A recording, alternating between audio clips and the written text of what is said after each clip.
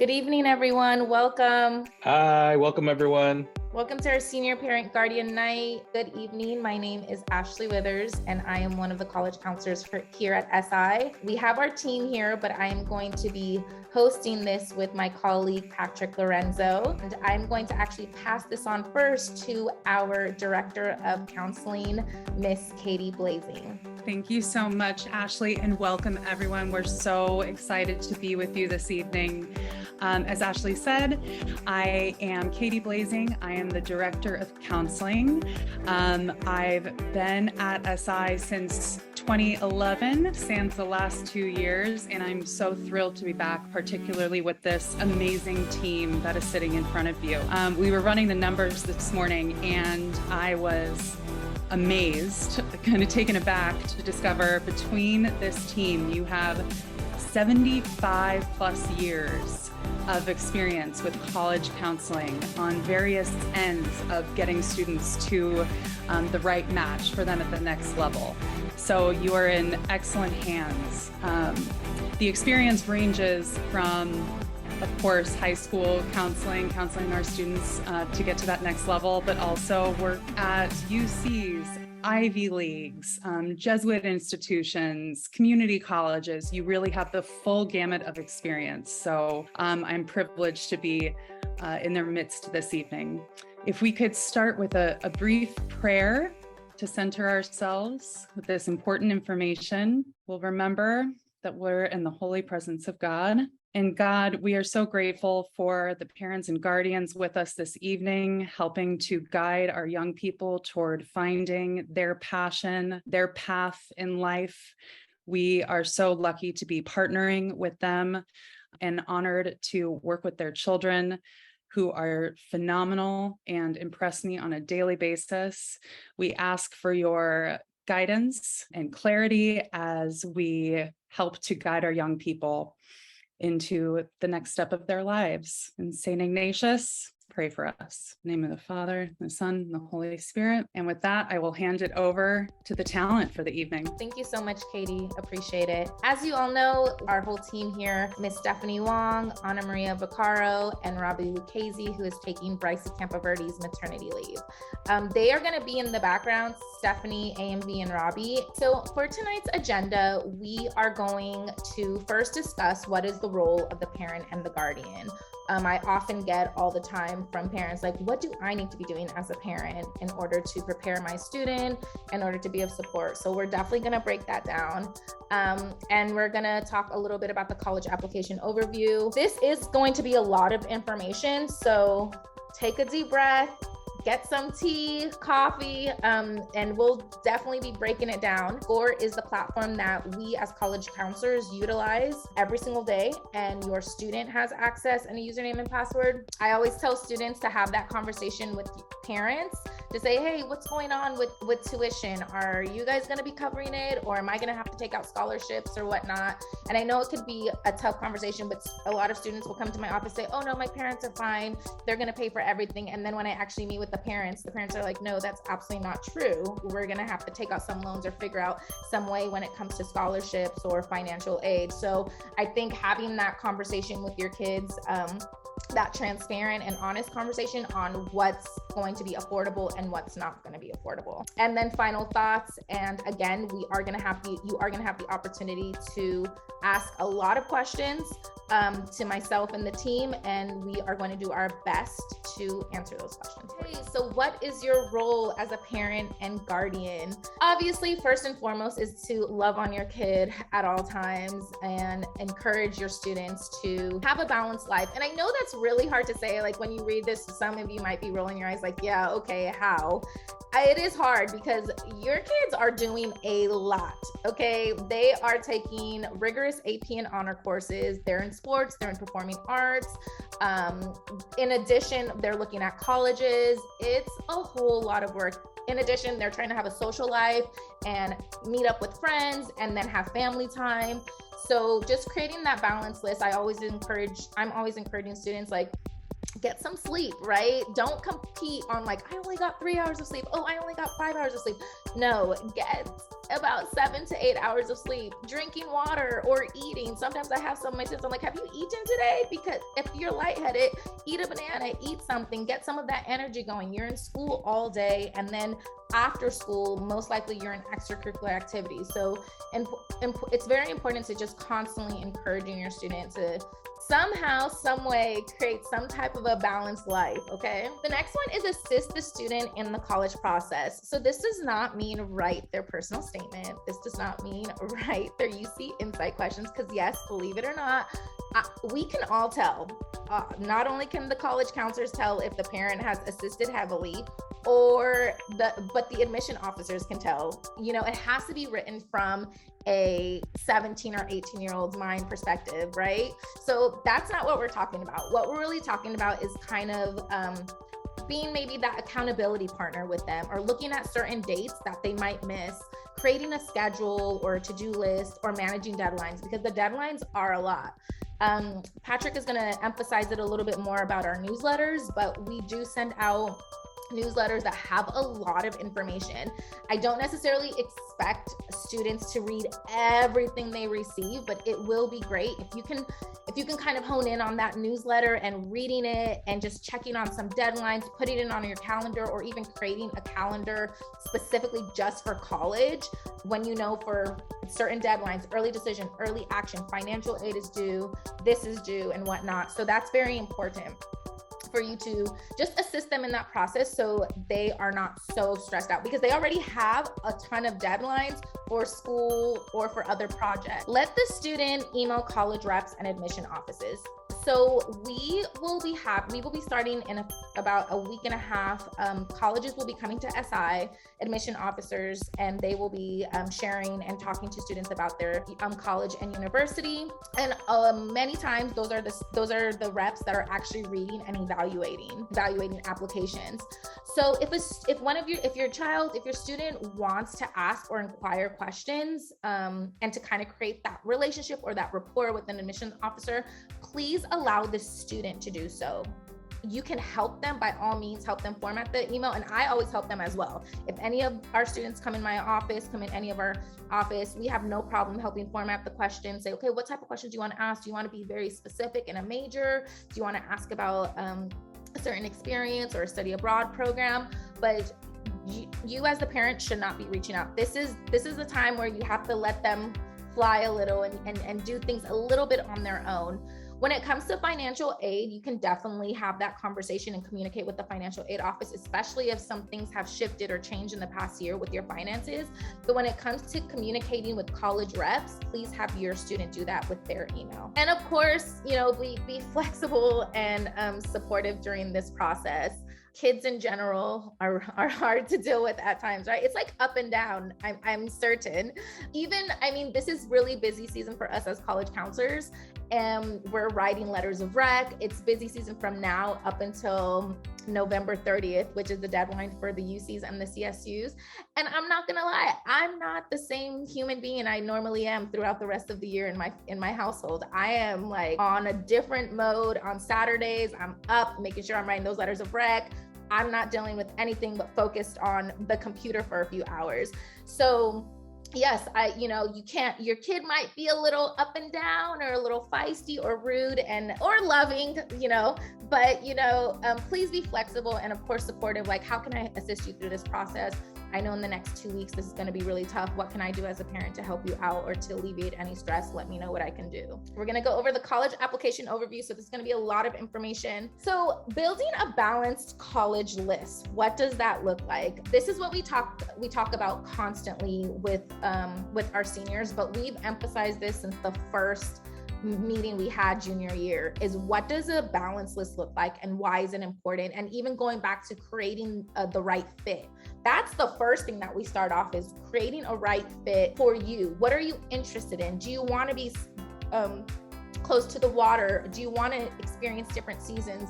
Do you want to leave the country and go to school? Are you super just focused on one major, or are you open to other majors? Do you want a really big school, or do you want a small, intimate school where teachers know your name, professors know who you are? Do you want a liberal arts school? There's so many different factors when it comes to selecting the right type of fit for you and your child. So what does it look like? We're always categorizing it as likely schools, possible and target schools, and then challenging schools, right?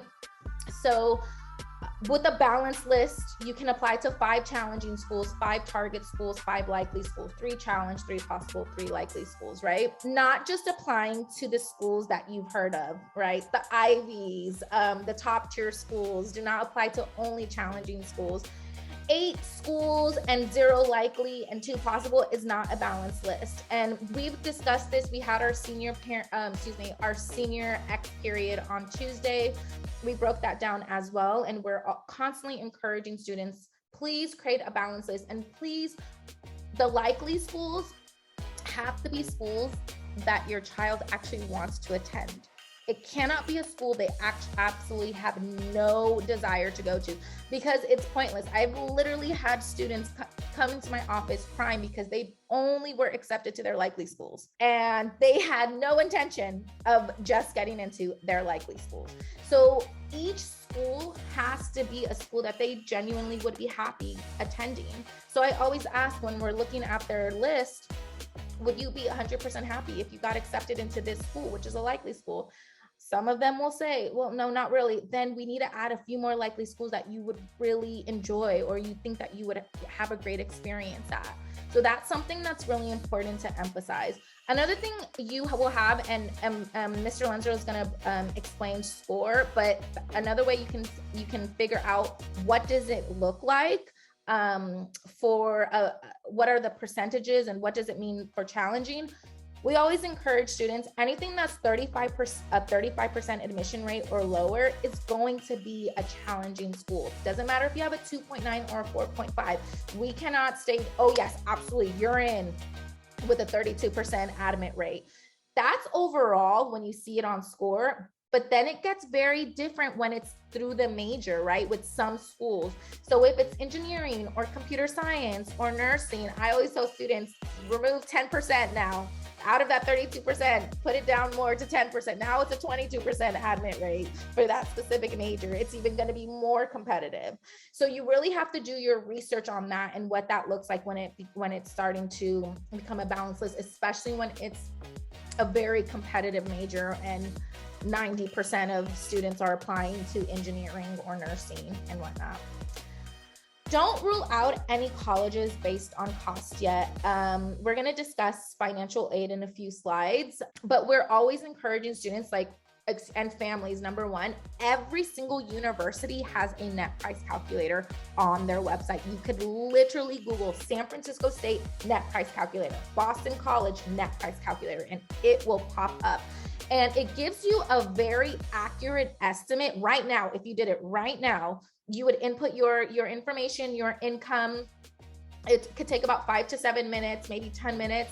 And that will give you an idea of how much you will have to pay for the net every single year, especially if your finances haven't shifted right now. If things are up in the air where somebody's just lost a job, it might change and that's when you will be able to communicate and contact that financial aid office. But right now, if your salary has been the same or if your income has been the same, your net price calculator is going to be pretty accurate. So you can do that now. You do not have to wait for the Fafsa. You do not have to wait until the financial aid package is that you're getting it in the spring semester. You do that right now and you can have an idea, okay, it's gonna cost $75,000 a year. 75,000 times 4, you can add that up. So that's when you can start having those conversations with your child and say, okay, this is what we're gonna have to do. This is what this looks like. Or we're gonna have to take out some, definitely you're gonna have to look at some scholarships or merit-based and whatnot. It's the net price calculator, again, is on every school's website, and then just again figuring out if it's in your family budget. The way I break it down, because this could be pretty confusing if you're not familiar with this, especially if you haven't had a child that's gone through this, or if you haven't gone through this. So I'm going to break it down a little bit more to just make it easier. And this is the way I explained it to our students on Tuesday. So you know how there's like social media platforms, right? So you have like Instagram and Facebook or Pinterest and Twitter, and all of those have different usernames and passwords, and all of those have different type of social media outlets, right? So that's kind of how I break it down with what the CSU is versus the UC versus the Common App. and whatnot. They're all different portals. They're all different platforms for different type of institutions. So for the CSUs, those are the Cal State. So those are the San Francisco State, Chico State, San Diego State, Cal Poly State. So those are the schools, state schools here in California. And that deadline is November 30th. And with the CSUs, you actually do not have to write any essays or anything. It's literally you're inputting your grades and you're making sure that adding them with your A through G courses. And so that's the CSU application. You can literally go on this website or just Google CSU application and you'll be able to review and see all of the CSUs on the map. It's a great website. With the UC application, these open up it's for October 1st. The deadline is November 30th. The most important thing you need to know is the deadlines. The CSUs and the UCs are November 30th, right?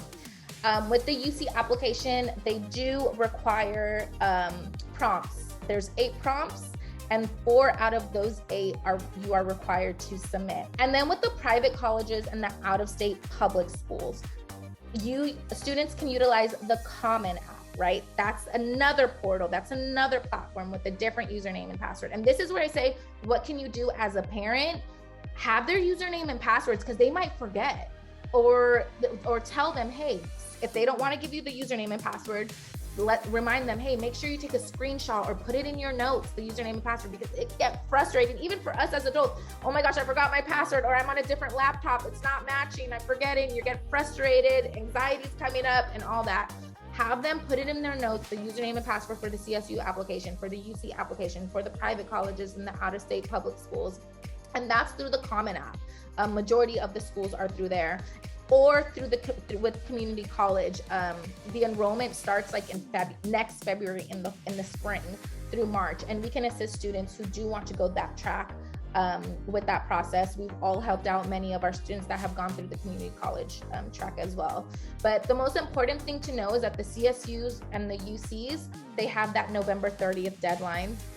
And with the Common App and the private schools, it's going to depend on whether you're applying early decision, early action, and what those dates normally are November 1st for early decision, early action. But some schools will start, they may have a deadline of October 15th. So that's what we mean when it's, hey, creating a schedule on some of these deadlines, like when is going to be the first deadline that we have to submit everything. That's what's going to be important. That's when you can have that accountability with your kid and say, okay, have you done this? Have you submitted this? This is the deadline for that. So going back on that, the type of admission deadlines, okay? So these are a lot and I'm going to go through each one, but again, I know this is a lot of information for everyone. If you do have any questions or anything is confusing, we can set up a time to meet with your college counselor, with your child's college counselor, and definitely assist in breaking anything down that may be a little bit more confusing, or maybe you're not sure if your child should apply early decision or early action or whatnot. So with rolling, those are colleges that make decisions as soon as the application is received. So rolling admission basically means they accept applications throughout the entire year. So let's say if they submitted their application today, they would be notified probably in the next couple of weeks, which is great, right? So there's no hard deadline for that. There's a limited amount of schools that have rolling, but there are schools that have rolling. And they're great schools as well, especially if one of their dreams is to go to a CSU or a UC, because they don't have that type of deadline. So if you specifically for the early action, do not have to make any decision until May 1st. So, which is again great, because especially when you can actually look at the financial aid offers as well, and you're able to see okay, which schools may be the most affordable, or maybe have that opportunity to visit the schools that you have got accepted to, and then from that, make that decision. Regular decision is, again, non-binding, and you don't have to make any decisions until May 1st, but the deadlines are most likely going to be in December or the first or second week of January, maybe January 5th or January 15th. Okay, testing. This is always a fun slide, right? Lots of families always ask about testing, and especially now with the pandemic, that there's so many different schools that are test optional. And so again, if the school is test optional, that means the school is test optional, right? But there are still schools that are requiring the SAT or the ACT, such as Georgetown, MIT, any military academy schools, Florida state schools, and Georgia state schools. So those are schools that if your child is planning on applying to, then yes, they will have to take the SAT or the ACT. Now, if they are applying to a list of schools that don't require the SAT or ACT, but you really have to put it into some context and figure out if this is what is important and you feel like you really want to do, or your child really wants to do. Because you don't necessarily want, your student to be working so hard, studying, hiring a tutor, and then they didn't get the best score and they're not even going to submit it, right? Now, again, if your child is an amazing test taker and they're like, yes, absolutely, I'm taking it and I know I'm going to do well, I've always been a great test taker, then absolutely, that could be helpful. But just remember that if you've taken it a few times, we encourage our students not to take it more than 3 times, because most likely that score is not going to move up 200 points or 300 points.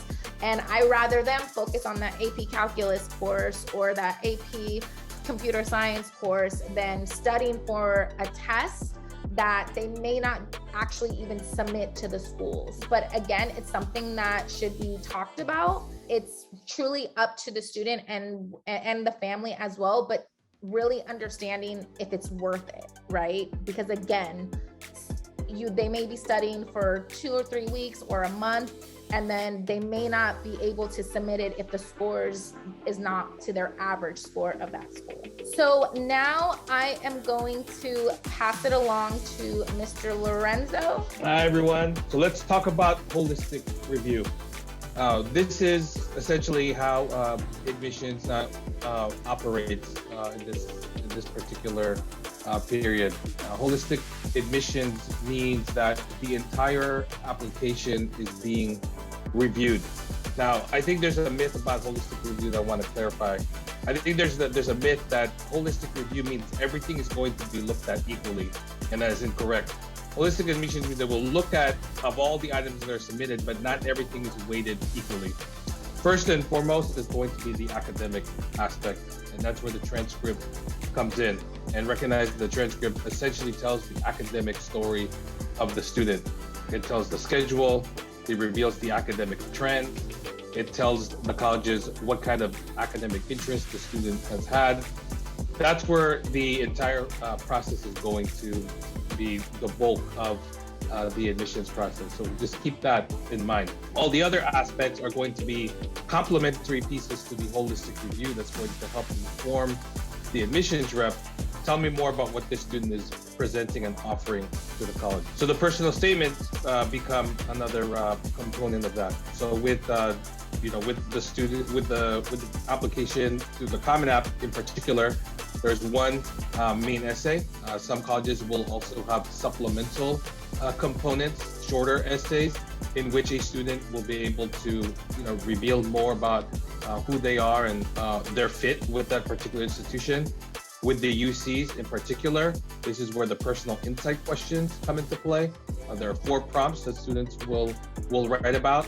So personal statements, think of it as this is the voice in which the student has an opportunity to share something that either they want to further emphasize from their application, or maybe there's something that they can't really reveal to the extent as they'd like to in other parts of the application. So that personal statement is an opportunity to do that. It's the one piece of your application that you still have a good amount of influence on at this particular point in time. The letter of recommendations are supporting materials for the student.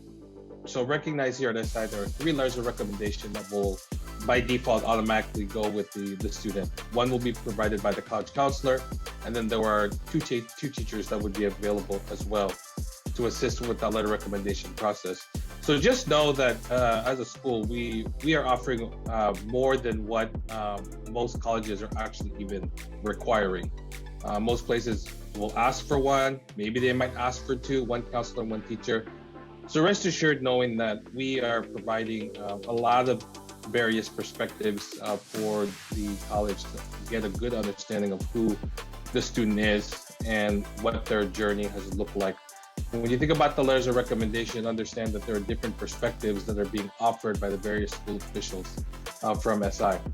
Now, we also know that some students might be curious about whether or not other folks can contribute to the letter recommendation process. We understand that there could be coaches and mentors and other people outside of SI that have seen a perspective of your child and your student through their time in high school. And depending on the institution, supplemental letters, as they're sometimes referred to, may be accepted. But these are things that you're going to have to look at with each particular college. And obviously, you're welcome to consult with the college counselor to determine whether or not it makes sense and is a good fit. As someone who used to read application and continues to read application as an external reader, I think it's important to recognize that more is not always necessarily more. Letters of recommendation should be there again to supplement and complement what the student has done and what they've accomplished and what they hope to do. Reiterating things over and over again doesn't necessarily prove a certain point.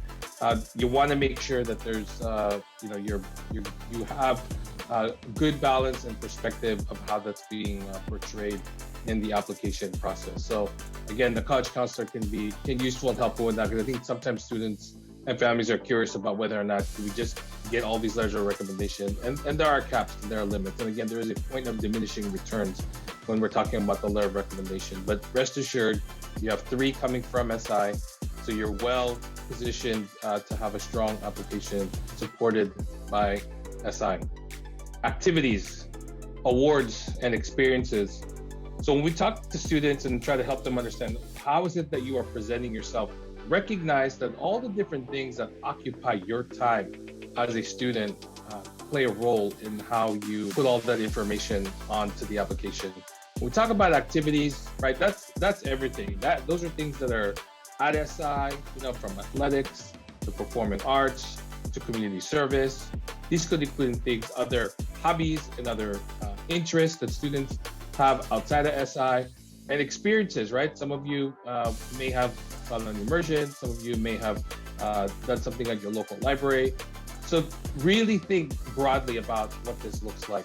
Everyone has different things that they have to do, different responsibilities, different ways in which your time is being utilized. So do not discount anything that you're unsure may or may not be, you think, worthy or appropriate. Again, your college counselor, we're here to help you sort that out. We want to help you present yourself in the best possible way and understand that there's a lot of different ways that you can do that, and we can help kind of hone that in and make sure that you're presenting those things appropriately, so the college rep has a good sense of who you are. Now, again, to that point, we also want to be mindful that this is not about a laundry list, right? We want students to be thinking like, can I list every single possible thing that I've done? We want to be focused on things that are meaningful and revealing about who you are as a person. Everything that you've done may or may not be as relevant to some other things, and you have limited space. And I think that's intentional by the colleges to help students and families recognize that they're not going to be looking at who has done the most and who's achieved the most. It's all about how this connects back to your values and how is it that you want to be seen in the application. And that last piece, demonstrated interest and awareness. There's no question, one of the things that we've seen the last couple of years is that there's definitely been an increase from an increased sort of perspective of colleges trying to get a sense of what exactly kind of homework and what kind of perspective do students have about their particular institution. There's a limited amount of time, and in some places they want to see, are you checking your emails? Are you clicking the links that they're sending? Are you showing up to the high school visits that are being facilitated by the high schools? Are you going to virtual sessions? So again, demonstrated interest. Some schools use it, some don't. Demonstrated awareness is something that's probably much more prevalent at schools that are looking and paying attention to see whether or not students are really engaged in this process, and that they understand that they're not just a school on your list that you're just applying to, that you actually have some genuine interest and you've done some homework, like you have a good fit.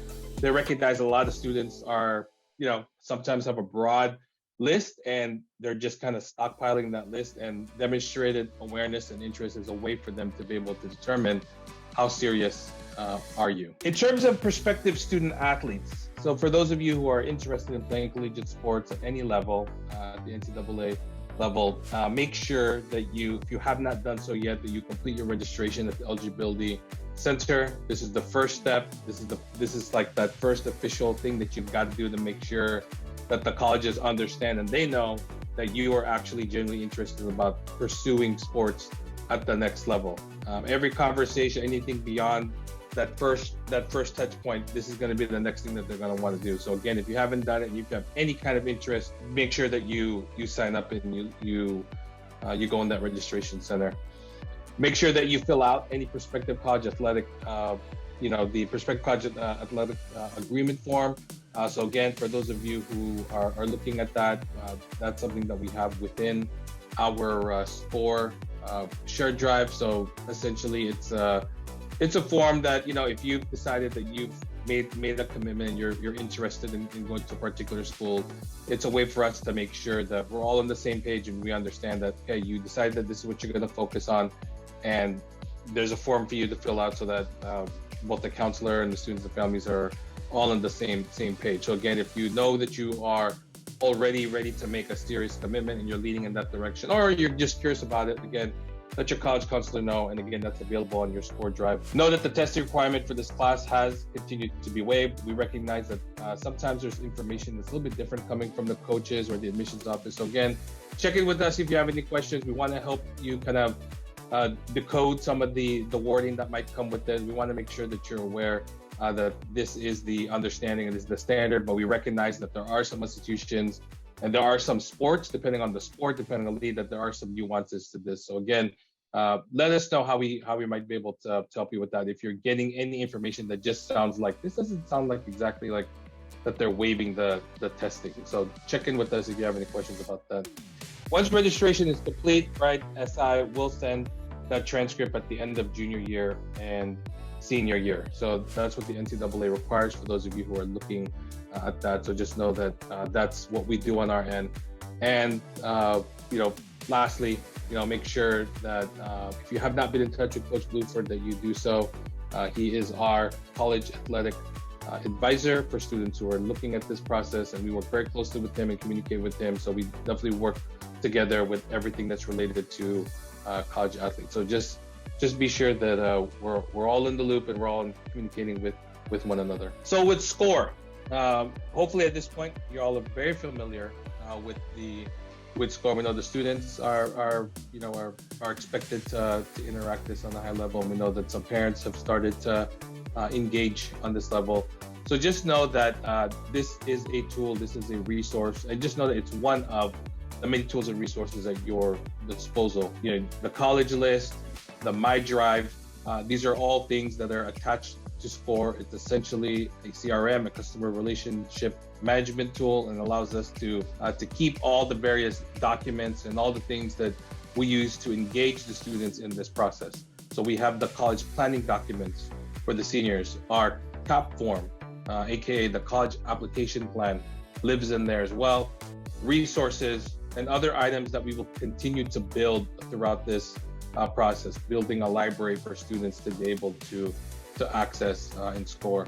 Just wanted to make sure for parents, we've received some questions regarding the scattergrams. That's one of the data tools that's available. Unfortunately, sometimes the things that happen on the app and the things that happen on the desktop, they're not exactly in sync. With the scattergram, make sure that you're actually logged into the actual website. I believe on the app, it doesn't really show up in the same way, and it doesn't function in the same way. So just know that sometimes when you look at the app versus when you go on the website, some things, the functionality isn't always there. So our recommendation is to definitely go on the website when all possible, so you can have the full range of things that you can use SCORE for and to be able to see all the various information on there. Financial aid and this topic of affordability. We hope that at this point you've engaged and have had some kind of conversation related to financial aid. The topic of costs and loans and debt have clearly been of recent importance, and so I think it's really that just again emphasizes the importance of this topic and how this is going to shape your college list. We recognize that there's a full spectrum of folks who are at different positions and in different places regarding how you perceive cost and value. And so we just want to make sure that you know that there are various ways to help assist and support you in that. The Fafsa is going to be the place you want to start first and foremost. Fafsa stands for the Federal Student Aid, but it's the free application for Federal Student Aid is what Fafsa stands for. So as of right now, please note with Fafsa, right, this is the form that all the institutions are using. This does not open until October 1st. Everything that's currently open right now is for the current cycle. And since your student is going to be entering in fall 2023, that does not open until October 1. So right now, what you can do is create an FSA ID. So if you go to the Federal Student Aid website, you can see that that's the one action step that you can take with your FAFSA. Also, we have the California DREAM Act. So understand that here in California, there's an application that's also available to be able to work on your financial aid. And then lastly, Css Profile. Some of you may have schools that use the Css Profile. It is essentially an additional document that some colleges will require families to utilize to assist them in their financial aid application process. So these are definitely things you want to make sure you're looking at. And again, I just want to echo what Ms. Withers talked about earlier with the net price calculator. Along with getting these forms started, that is another part that you can start right now. It's really important to have a good sense of what price and cost is going to look like. If you haven't ventured into there, I think every year there's always seems to be families, and I'm not talking about here, but just in general, I think families are sort of surprised and have sticker shock and like, oh, this is how much it's really going to cost, and maybe thinking it was going to be one way and not being one way. So the sooner you start getting a grasp of what those numbers look like, whether it's $75,000 a year, $50,000 a year, just know that the more you can do now and start thinking about, the better you're going to be. I always wonder when we get to spring and there are families who are still asking and inquiring about scholarships. You can do that right now. You can go to fastweb.com, you can go to Going Merry, and you can begin to create profiles and start seeing what's available. You can be proactive. They're out there, and you can look at things, and we know every little bit helps, especially as you start working on this financial process and the college application process as a whole. But I think definitely for families, this is one of those pieces that you can be of huge assistance with your child as they navigate all the moving parts of college application. The financial aid part can be one of those things that you can really help your student with. As I mentioned earlier, right, the net price calculator, again, this is a requirement. All the colleges have this. So again, you literally can just Google it. You can go to there's a net price calculator site where you can search colleges that way, or you literally can just Google the colleges and just put net price calculator and go to that page. And what it does is it will provide an estimate of the financial aid for that college. Now, I will warn you that if you do it right now, be mindful and take a look and see what data they're using. Sometimes the data right now may not be exactly up to date. It could be using data from a year or 2 years ago. If you notice that when you fill it out, just check it with the financial office and just ask them when they're going to have.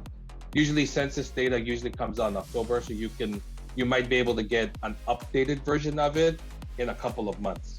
So definitely use it right now so you can get an estimate. I think it gives you a good idea. But if you do notice that the numbers come out and it's referencing numbers from 2021 or 21-22, so just know that you have to pay attention to that in detail and ask. You can always ask the financial office and see when are they going to update their net price calculator, because not all institutions have it completely up to date to this current cycle where they have the numbers from the current class that's enrolled. So just know that you have that in there. Here it is, the formula: cost of attendance minus gift aid. All right, so that gives you an idea, right? That's essentially what you actually have to anticipate paying before. Another thing, another resource for y'all, Western Undergraduate Exchange, also known as WUWI. There are institutions in the greater Western region in which students can attend and receive a reduced tuition discount, up to even 100% of what that amount could look like. And sometimes there could be a scholarship application might be required to participate. Here are just to give you an example. We provide this as a means to just kind of to remind folks that you do have some other options. We recognize the interest in wanting to attend a school in California, whether it be for distance or cost, but know that there are some comparable institutions in the Western region that can offer great value. So if you have an openness and desire to look at that, recognize that there's some schools who can do it and make it quite affordable. So you can see University of Nevada, Reno, University of Hawaii, Manoa, both two schools that participate in the WUWI program, and you can see what that looks like. So the price without WUWI is to show you what the price is if you were an out-of-state student.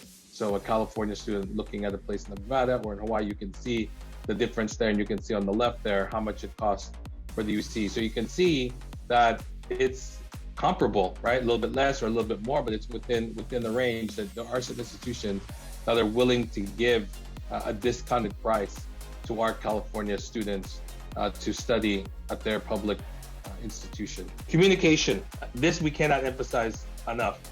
So again, we will have a regular counselor newsletter that will go out on a bi-weekly basis. We just sent one out recently, yesterday.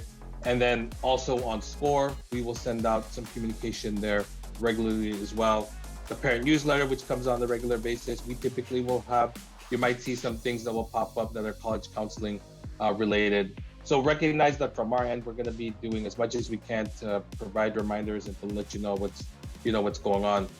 But I also have to emphasize too the importance of the communication you will be receiving from colleges. There was a parent that I worked with recently from this class that wanted me to share a story with you all about the importance of your child checking their email. To make a long story short, this was a student that got pulled off the wait list. They had a very specific time frame. They almost missed the time frame. They were given 48 hours, and the student, wasn't checking it regularly. And they just thankfully checked in time, were able to accept their waitlisted spot, and it all worked out. But she told me over the summer, please be sure to tell the next senior parents and families and students to remember the importance of checking your email. So whether it's coming from us, whether it's coming from the colleges, we cannot emphasize that enough in terms of recognizing the importance of information. We know there's going to be a lot, and if you just block out some time and you set it aside and just know, okay, check it on some regular basis, on a week-to-week basis, you're going to be okay. You don't have to read all of it, but you definitely got to scan and see if there's something there that can be useful. Resources. So moving forward, we had our experience, which was required. We will have other experience moving forward that will be opportunities for students to engage with the college counselors to get more support.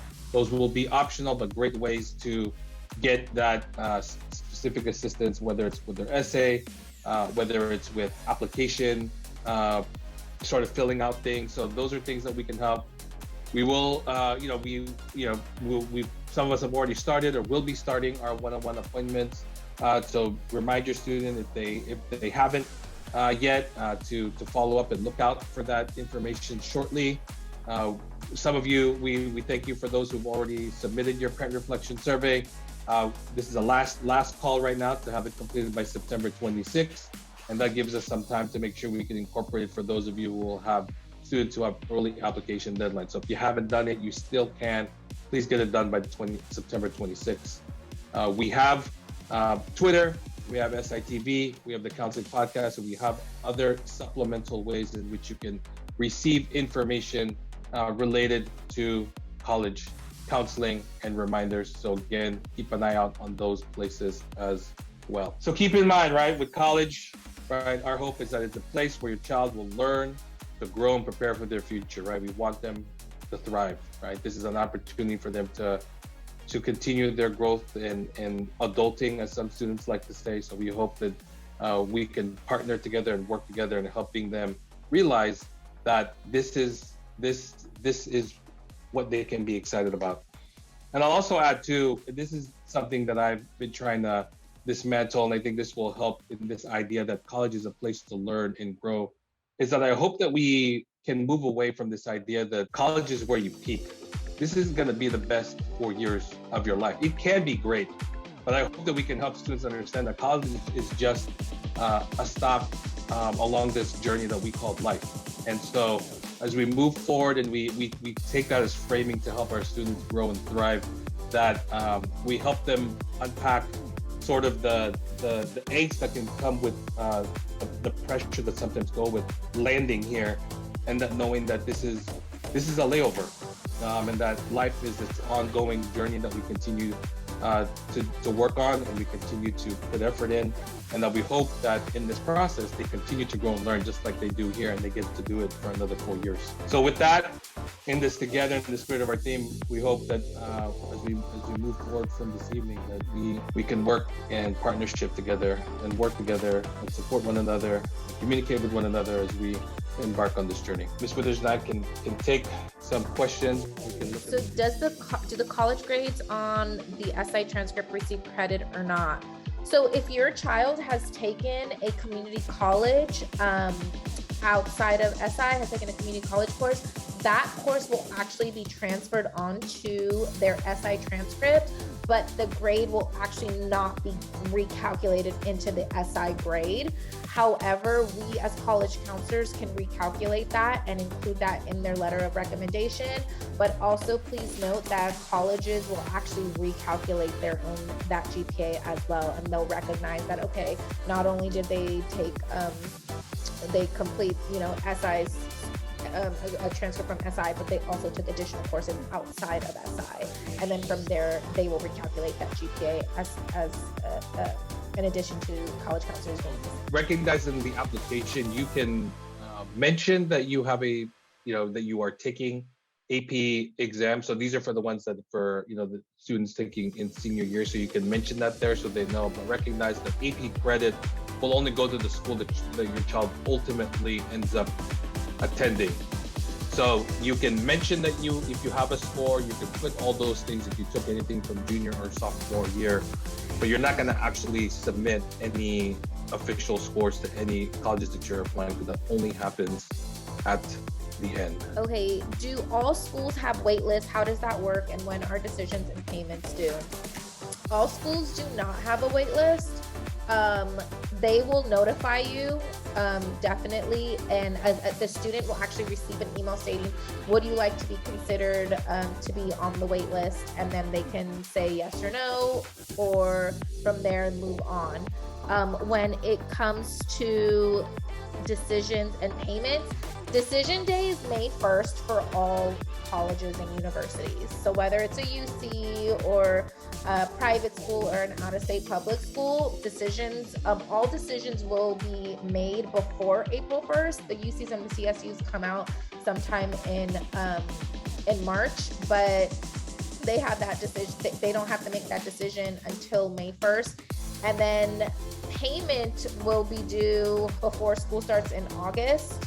That's when you would have to make your first payment, but they will give all that information. It varies within every single school. You will have to give a deposit down with your on May 1st, letting them know, like, this is the school of my choice and here is that deposit. Most of the time that deposit will be a part of that tuition. So it could be a $200 deposit, and that will go towards the tuition starting in the fall semester. So a question here about Fafsa.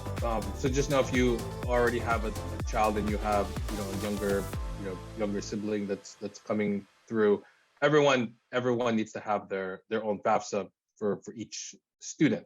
However, the parental information, when you already have created account, some of it will actually carry over. So that's where you get a little bit of a break there in terms of some of the information that gets transferred over. So you'll have an opportunity to update it, but every student will need to have their own separate application, because every child, has to be accounted for, and that's a good thing, because know that colleges are aware of that, so they know there's multiple students. That is one of the perks. I've heard from other, that happens with financial aid. That is a perk if you have children that are closer together and they overlap.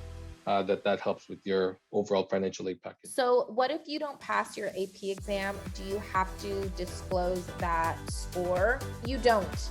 If you don't receive a score that you like, then you do not have to submit it. That AP score, they're actually not going to get their scores probably until the summer. So they've already made their decision on where they're going, and they will not have to submit that score. Most likely they won't be able, if they don't submit that score, they may not be able to, take a higher level class or whatnot. But again, that all depends on the school. But there will be opportunity to take the AP exam in May of next year for the AP courses that they're taking right now. And I would like to note, I see a lot of folks who are asking some really great questions about financial aid. I want to give a quick plug to our financial aid night. We actually are going to have a financial aid night. 14th is going to be our college financial aid night.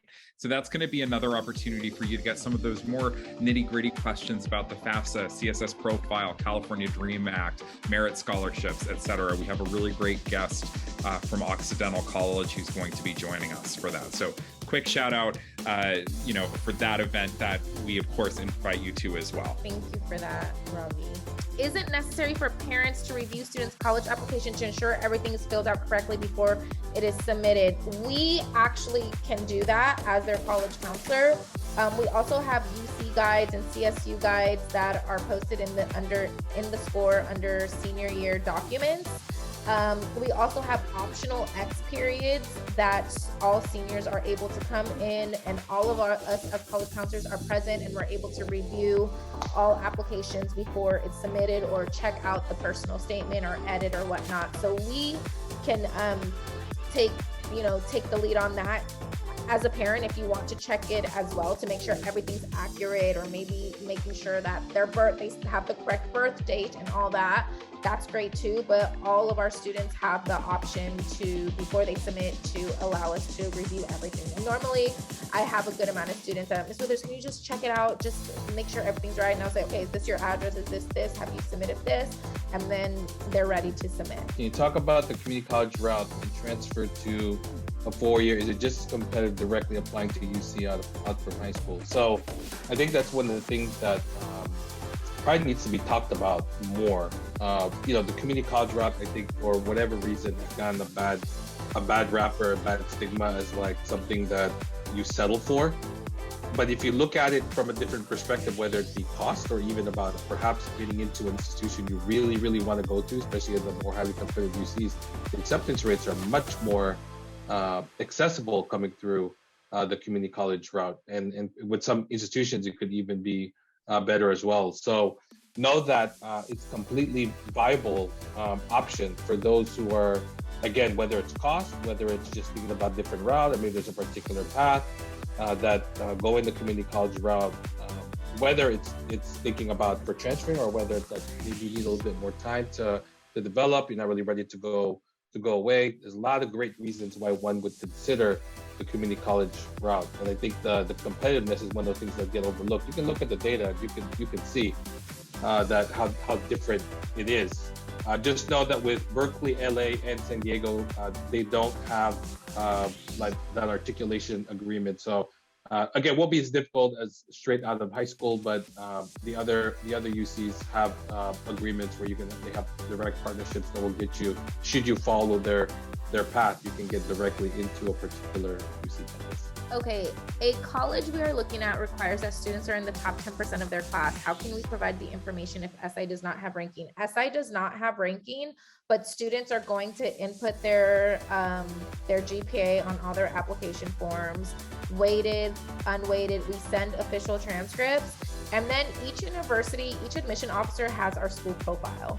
So they're going to be able to see the demographics of our school, how many AP and honor courses that we offer.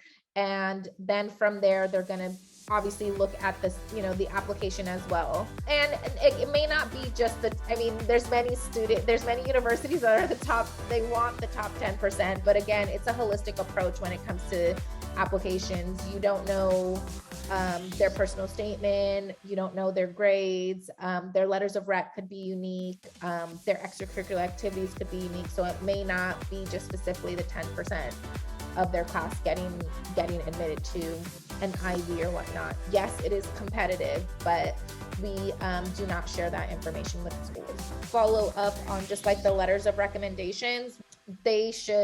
It's 2 letters of rec from teachers from the core, so math, science, foreign language, social science, or English, and then 1 letter of recommendation from us as college counselors. And this is right now our time where we're working on these letters of recommendation. So that's why it is important to complete that parent survey. It is important for your students to complete the Get to Know Me survey part 1 and part 2, so then we can get more insight and write a strong letter of rec. But for the most part, that's not going to be an issue with us not submitting. We will submit by that deadline. Question here about Jesuit schools and the scholarship applications. So we didn't specifically talk about Jesuit schools, but I definitely want to highlight there are definitely Jesuit schools that offer various scholarship opportunities. There are 27 out there, and so some of them even have scholarships specifically for those who were graduated from a Jesuit high school, and of course a variety of other scholarships available as well. So you definitely can just simply look at some of the Jesuit schools and then see what scholarships they have available. And again, in terms of the scholarship applications, Going Merry like Merry Christmas, and fastweb.com. Those are two great places you can start to begin creating scholarship profiles to begin to see what kind of scholarship opportunities you might be able to consider, whether they're available now or they'll become available in the near future, and you'll hear about opportunities based on the profile that you create. So where can parents find information about past college admissions for past SI students? Back to the scattergram. Everything's on SCORE.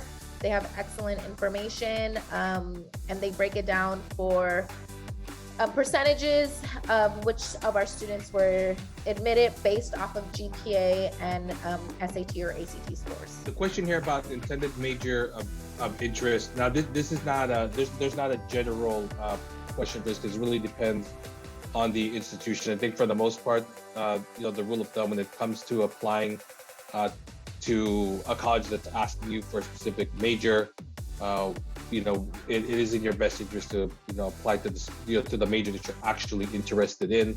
We're aware that there are some students or families who talk about ways to sort of scheme, like I'll just figure out a way to get into school and then figure out to get the major that I want.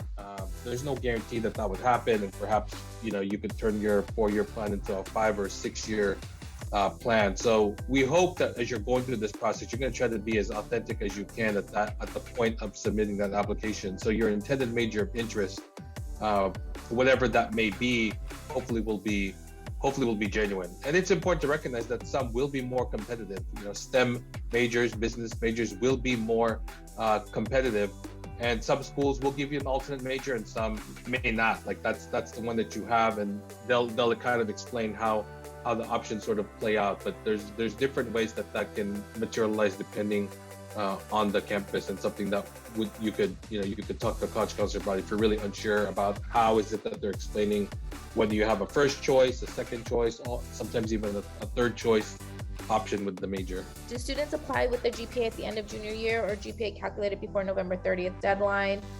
It's pretty much from junior year. So freshman, sophomore, junior calculated. If they're applying early decision or early action for a November 1 deadline, the schools are going to be able to see what's in progress and what is planned, but it's pretty much set for their junior year. If students do apply regular decision in January, they will be able to see their fall semester grades. I see a question here about about UC admissions. I think this is one of those other things that we want to help unpack. I think it's really important that we talk about UC admissions, that we don't want to talk about it in general. There are 9 different UC campuses that you can apply to, and they tend to be clumped together. And we know that there's verbiage and language that says the UCs are hard to get into. 7 of the 9 campuses have a much more high selective rate than Riverside and Merced, which are much more accessible. So, we know that Merced and Riverside accept more students than they deny. We recognize that the other ones perhaps have more applicants in their pool, and in our tougher, we really want to help educate folks. And we talk about the UC system that we want to refer to with each individual campus, and students can, you can actually, the UC data is actually out there. You can see how this current class did. When I say current class, I'm not talking about this, I'm talking about like the entire applicant pool. They actually share all that data so you can see how that is, and the data there would be pretty similar to what you would see in terms of what happens at SI. The UCs are a broad institution that's trying to get the best and brightest of the entire applicant pool. So that data is available for folks to check out on their website. They've already released that information recently. Yeah, so the question about student athlete, whether you're being recruited or not, there's no harm in putting eligibility because you really never know. The recruitment process, things might be cold now, things can heat up, and I know it depends on the athlete, it depends on the recruitment process. So no, the website is not only for blue chip recruits. If you are someone who is considering wanting to play at the NCAA level, you can go and put your information there. Nothing is binding, nothing is limited in terms of what that might be. So we definitely encourage you to be proactive about that process if that's something that you want to be open to. So this will be one of our last questions. How has the COVID pandemic and distance learning influenced the college admissions process and schools' perspective while reviewing students' grades? There is a COVID-19 prompt for the Common App, and that is a prompt if there were extreme situations that have happened where the student has that opportunity to share that information when it comes to grades, or when it comes to, if something happened where, I think Robbie said it perfectly in our X period with our seniors, like he asked all of our students, how many of us were stressed out during the pandemic? And, a lot of students raised their hand. It's like, yeah, everyone was stressed out. But if there was a very special circumstance where you can explain what happened and how it really impacted you, you have that opportunity to share about that on the Common App. In addition, for the UCs, there's an additional information section where you have that opportunity to share a little bit of that impact as well. And if it was special circumstances, please have your student come speak to us as college counselors. We could also include that in their letter of recommendation, especially if there was like a dip in grades, maybe freshman year, sophomore year. So there's always that room that you can create that narrative and share that information that, hey, there was a dip in my fall semester because of this situation, but I want to show you how my grades improved over in the past year and a half, and how much things have changed and my mental health has changed or whatnot. So there's a lot of room to share information with the applications to these admission officers in colleges. Thank you all. Have a good. Thank you so much. Thank you for joining us. Good night. Thank you.